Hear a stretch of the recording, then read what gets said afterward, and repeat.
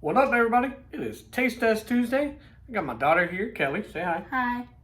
And we are going to be trying out Mountain House beef stew.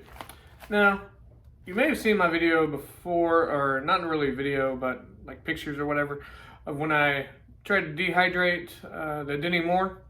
I tried to rehydrate it, didn't do a video on it, and it was complete catastrophe. So, we're going to go regular here. I'm going to be using just one of the alcohol stoves that Bruce over at Fab Creations made me. Go check him out if you need any packable wood stoves.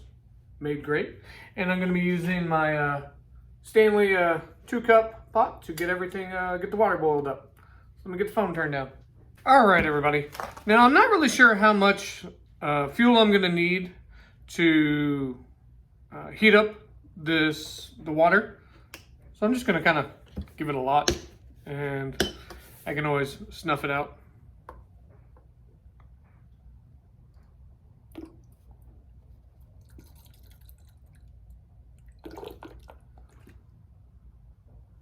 Give it a little more, just for the hell of it.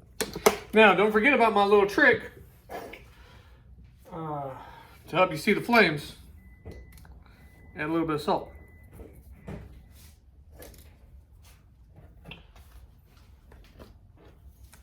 See if I can get it lit with my ferro rod. There we go.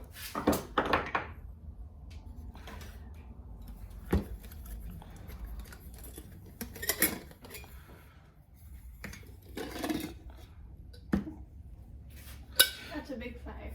Yeah. Now, the Mountain House calls for 14 ounces of water to rehydrate. With the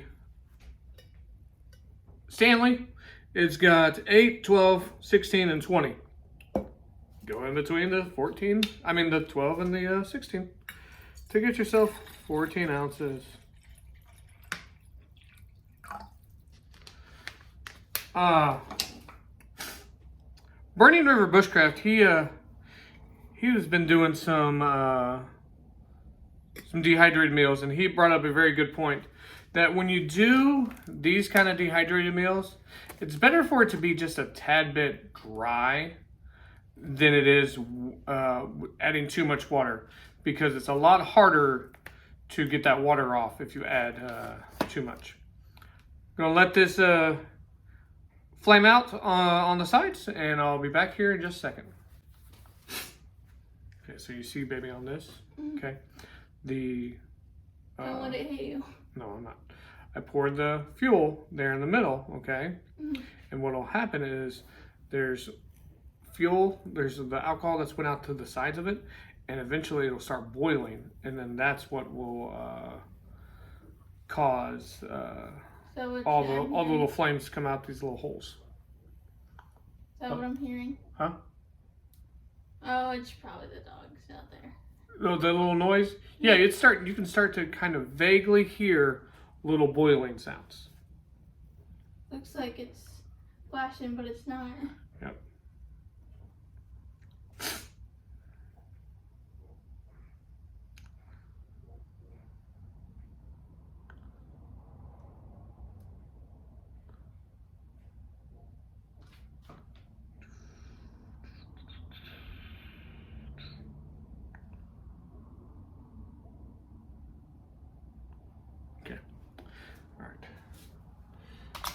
What I want you to do is I want you to shut off the light over there.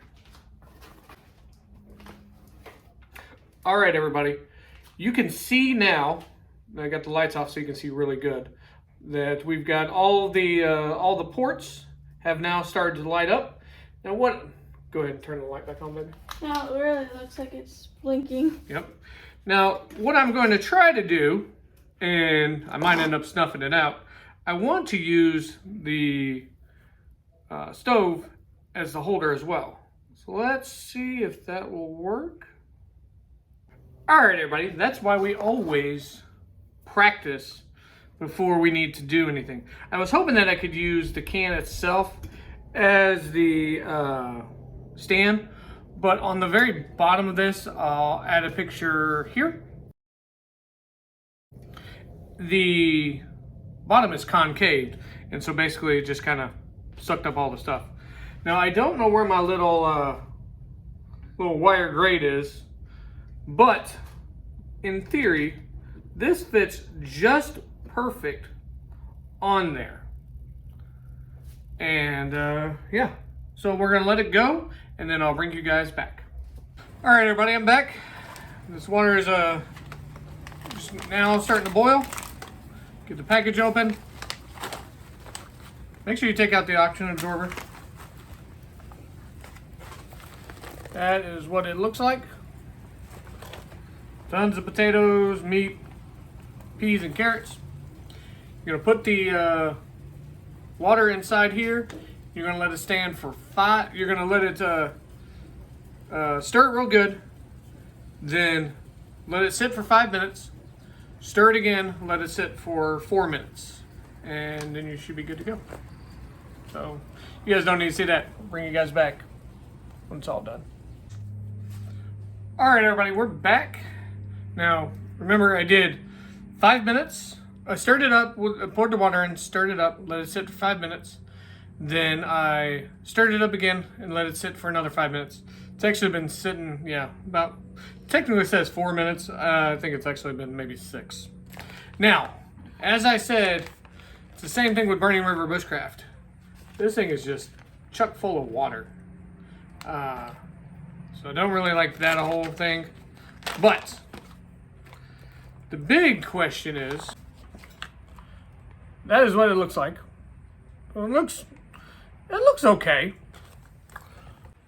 But the question is, does it taste okay? I got Kelly here. She's kind of like Mikey, if you know what I mean by that. And she's going to give it a taste test. Because if Kelly will eat it, she's weird. But, all right, man. There you go. Okay, how did it taste? Good. Okay. How were the vegetables and everything? Were they soft or were they crunchy? The carrots were soft. Uh-huh. But the little peas, was there peas in there? Yep, there are peas. Okay. Were hard. Okay. I thought that was a pea, but. Yep. And now, if we were camping or hiking or something like that, is this something that you would you'd eat? Mhm. Okay. All right.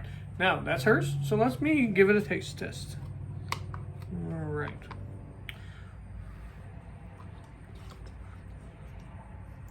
It's hot. For one thing.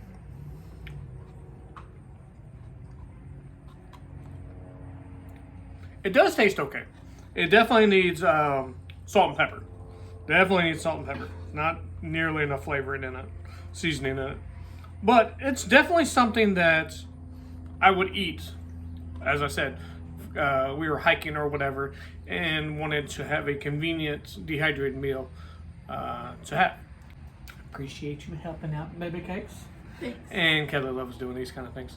And if you got any questions, let me know. Check out Burning River Bushcraft. He's got some great dehydrated meal taste testing. And I will talk to you guys here later.